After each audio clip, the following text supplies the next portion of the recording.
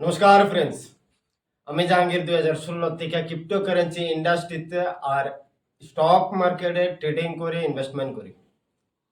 তো আজকের ভিডিওর মধ্যে আমরা আলোচনা করাম স্টক মার্কেটে যদি কোনো এক ব্যক্তি একটা ডিম্যাট অ্যাকাউন্ট করলো, যেই কোনো ব্রোকারের কাছে একটা ডিম্যাট অ্যাকাউন্ট খুললা কিছু টাকা ইনভেস্ট করিয়া কিছু শেয়ার কিনছে, হয়তো বা 1000 টিয়া 2000 টিয়া বা 1 লাখ যত টিয়ারই হোক, ঠিক আছে, ইনভেস্ট করছে। করার কিছুদিন পরে যদি মানুষটার কিবা অ্যাক্সিডেন্ট হয়ে যায়, ডেথ হয়ে যায়, তাহলে আজকাল একটা অপশন আছে, মিউচুয়াল ফান্ড হোক বা শেয়ারে হোক ডিমার্টে হোক, সব জায়গাতেই ব্যাংকের মাঝেও নমিনি ম্যান্ডেটরি করে দিছে গভর্নমেন্টে। ঠিক আছে, তো সব জায়গাতেই ফাইন্যান্সিয়াল যত সেক্টর আছে সব সেক্টরেই নমিনি বিরাট দরকারি আর একদম লাগবেই স্টার্টিং এর মধ্যে। আপনি যখন স্টক মার্কেটের ডিম্যাট অ্যাকাউন্ট খুলবেন, সেই সময় ফিল আপ করতে লাগবে নমিনি ডিটেলস, আর না হলে stock account demat account activate হতো না। ঠিক আছে, ম্যান্ডেটরি, এটা লাগবেই লাগবে নমিনি। ঠিক আছে, তো যে মানুষটা নাকি মেইন মানুষটা অ্যাকাউন্ট হোল্ডার এক সময় যদি না থাকে, ডেথ হয়ে যাবে, অ্যাক্সিডেন্ট হয়ে যায়, সেই সময়ও নমিনি পুরাটা কন্ট্রোল পাওয়া যাবে এই অ্যাকাউন্টে। ঠিক আছে, মানে পুরাটা অ্যাকাউন্টের কন্ট্রোল নমিনির কাছে আসবে। ঠিক আছে, আরেকটা কেস আছে, যদি আপনি অ্যাকাউন্টের মধ্যে কিছু একটা শেয়ার কিনছেন ডিম্যাট অ্যাকাউন্টের মধ্যে, কেনার পরে অনেক সময় লম্বা সময় দেখছেন না, হয়তো বা কিবা কারণে হইতে পারে লম্বা সময় দেখছেন না, তারপরে কি হইব?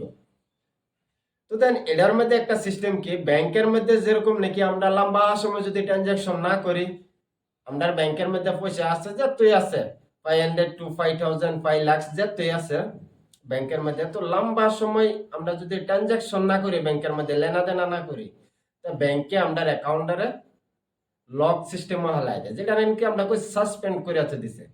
সাসপেন্ড মানে কি, আপনার অ্যাকাউন্টটা একদম নষ্ট হয়েছে না, মানে যে কোনো সময় কি আপনি অ্যাক্টিভেট করতে পারবেন অ্যাকাউন্টটারে।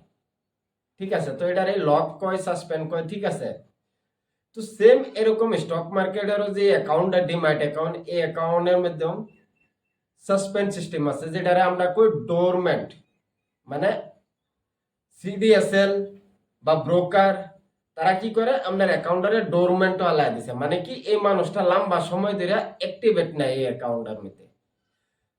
তারপরে কি গো, যদি একবার আপনার অ্যাকাউন্ট ডোরমেন্টও যায়, তারপরে আপনার ফোন করতে লাগবো, কেওয়াইসি মারতে লাগবো, যেরকম নাকি আমরা ব্যাংকে গিয়ে কেওয়াইসি করি, সেম অনলাইন কেওয়াইসি মারতে লাগবো, নাহলে ফোন করে হাইরে ডিটেলস, কিছু একটা ডিটেলস খুঁজবো আপনার কাছে, বা আধার কার্ডের ফটো খুঁজবো, প্যান কার্ডের ফটো খুঁজবো, এটি পাঠায় দিলেই ব্রোকারের কাছে, বাস আরেকবার রিঅ্যাক্টিভেট হয়ে যাবে। ঠিক আছে, 3 নম্বরে আরেকটা বিষয় যেটা নাকি অনেক মানুষের মনে মানে কি কুশন থাকে, যে ব্রোকারের কাছে যে ফিসটা আমরা দিই প্রতি বছরে, ফিস মানে অ্যাকাউন্ট মেনটেনেন্স চার্জটা আমরা যে দিই, অনেক ব্রোকারের অনেক চার্জ। অনেক ব্রোকার আছে যেরকম নাকি জিরোদা বছরে 300 টাকা ডিম্যাট অ্যাকাউন্ট ফিস নেয়, মেনটেনেন্স চার্জ। মানে আপনার ডিম্যাট অ্যাকাউন্টটা যে আছে সিডিএসএল এর কাছে বা এনএসডিএল এর কাছে, একটা ফিস দিতে লাগে সিডিএসএল রে, এনএসডিএল রে। ঠিক আছে, তো এই খরচের বাবদ জিরোদা 300 টাকা নেয় প্রতি বছরে একটা ইউজারের কাছে থেকে, একটা অ্যাকাউন্টের কাছে থেকে। এরকম অ্যাক্সিস ডাইরেক্টও আমার অ্যাকাউন্ট আছে, তো অ্যাক্সিস ডাইরেক্টে প্রতি বছরে 700 টাকা নেয়। গ্রোর কাছেও আমার অ্যাকাউন্ট আছে, গ্রো একটিও নেয় না। ডিম্যাট অ্যাকাউন্টের যে ফিসটা আছে, এই ফিসটা গ্রো নিজের কাছে থেকে দিয়ে দেয়। গ্রো অন্যান্য বিজনেসের থেকে যে প্রফিট টাকা মাইতেছে, সেই জায়গার থেকে নিজের পকেটের থেকে ডিম্যাট অ্যাকাউন্টের ফিসটা দিয়ে দেয়। ঠিক আছে, তো এই কারণে গ্রোর ইউজারও বেশি ইন্ডিয়ার মধ্যে। ঠিক আছে, আর সবেই যেই জায়গাতে অ্যাকাউন্ট খোলেন ডিম্যাট অ্যাকাউন্ট, সবগুলো অ্যাকাউন্টে সেফ, কোনোটা ডর ভয়ের কথা নাই। যেরকম নাকি ব্যাংক, যে কোনো ব্যাংকের মধ্যে আপনি অ্যাকাউন্ট খুলেন, ডিপোজিট করেন, ট্রানজাকশন করেন, কোনো ভয় নাই। সবগুলা ব্যাংক ইন্ডিয়ার নিয়ম মতেই কাম করে। ভারতবর্ষের যে নাকি রেগুলেটর আছে ব্যাংকের, আরবিআই এর নিয়মের কন্ট্রোলের ভিতরে কাম করে, সেম এরকমই যতগুলা স্টক ব্রোকার আছে সবই সেবি আমাদের দেশের নাকি যে নিয়মকর্তা স্টক মার্কেটের security exchange board of India তার নিয়মের ভিতরে সারের স্টক মার্কেটে কাম করে।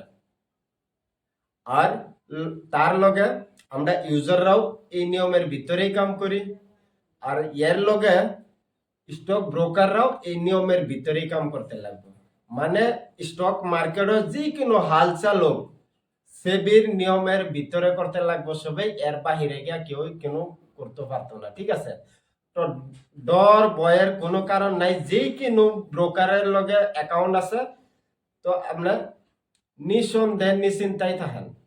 ঠিক আছে, বাস একটা কথা দেখার বিরাট জরুরি, যেটা নাকি কোন ব্রোকারটা বেশি বালা মানে কি কোন ব্রোকারটা ফিসটা কমায় নাই, ট্রেডিং এর ফিসটা কমায় নাই, বাকি ফেসিলিটি বেশি দেয়।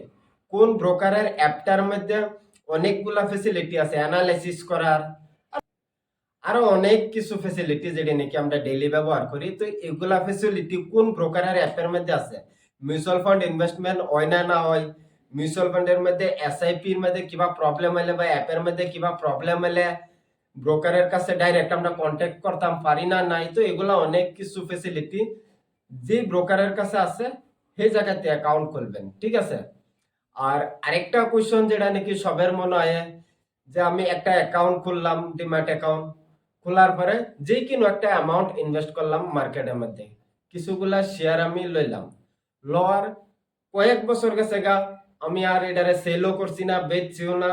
ঠিক আছে, বাকি নতুন করে আর বাইও করছি না অন্য অন্য কোম্পানি। ঠিক আছে, তো এই শেয়ারটি লয়ে রাইখা দিছি 2 3 4 5 বছর। ঠিক আছে, তো এই 5 বছর পরে হঠাৎ করে আমি অ্যাকাউন্ট খুললাম, খোলার পরে দেখবেন যে আপনার অ্যাকাউন্টে ডোরমেন্টও গিয়ে রয়েছে। ডোরমেন্ট মানে কি, আমি আলোচনা করলাম যে সাসপেন্ড হয়ে রয়েছে, লক হয়ে রয়েছে। তো আপনি কেওয়াইসি মারলেই, অনলাইন ফোন করলেন ব্রোকারের কাছে যে আমার অ্যাকাউন্টটা ডোরমেন্ট হয়ে রয়েছে, কি করা, তারা পুরো গাইড করে দিব।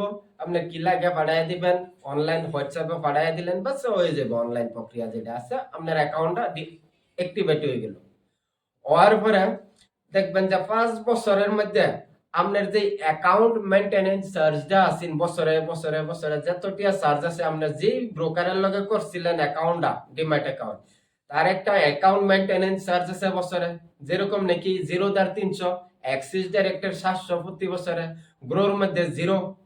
তো এরকম একটা চার্জ যদি আছে, তো সেই চার্জটা আপনার এই 5 বছরের দিতে লাগবে। বা যদি না দেন, তা আপনার এই স্টকটি যেটি আছে আপনার কাছে পোর্টফোলিওর মধ্যে, ভবিষ্যতে যে কোনো সময়ে সেল করলে অটোমেটিক আপনার চার্জটা যাইব। ঠিক আছে, তো এই কারণে সময়ে সময়ে যে অ্যাকাউন্ট চার্জটা, মেইনটেনেন্স চার্জটা, খরচটা, এটা সময়ে সময়ে দিয়া দিবেন। যদি পেন্ডিং আছে কারোবার, চেষ্টা করবেন দিয়া দিবার লিগে। ঠিক আছে, তো ডিমার্ট অ্যাকাউন্টের বিষয়ে অনেকগুলো আলোচনা করলাম। আরো যদি কিবা ডাউট থাকে, কারো মনে কিবা ডাউট থাকে, কমেন্টও লিখবেন, চেষ্টা করাম আনসার করবার লিগে। ঠিক আছে, তো ভিডিওটা যদি ভাল লাগে, ইনফরমেটিভ লাগছে, তো লাইক করবেন, কমেন্ট করবেন, চ্যানেলটারে সাবস্ক্রাইব করবেন ভবিষ্যতে এরকম ভিডিও দেখার জন্য। ঠিক আছে, ধন্যবাদ।